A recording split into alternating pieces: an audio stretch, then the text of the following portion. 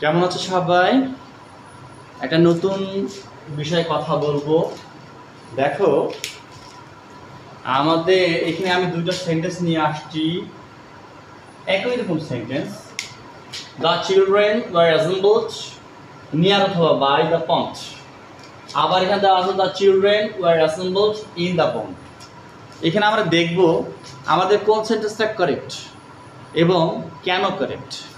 খেয়াল করো, সবই ঠিক আছে, শুধু পার্থক্য হচ্ছে নিয়ার অথবা বাই এবং এখানে ইন। বাকি সব কিন্তু একই আছে। দেখো, the children were assembled by the pond, the children were assembled by the pond, সব same.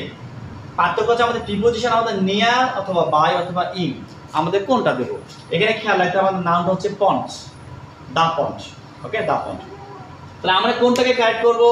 The children were assembled near the pond অথবা by the pond, the children were assembled in the pond. এখন খেয়াল করো, এখানে দেখো in মানে কি মধ্যে, ইন মানে কি মধ্যে, এবং বাই অথবা নিয়ার মানে কাছে বা পাশে। নিয়ার মানে পাশে অথবা বাই মানে কাছে, আর ইন মানে হচ্ছে মধ্যে।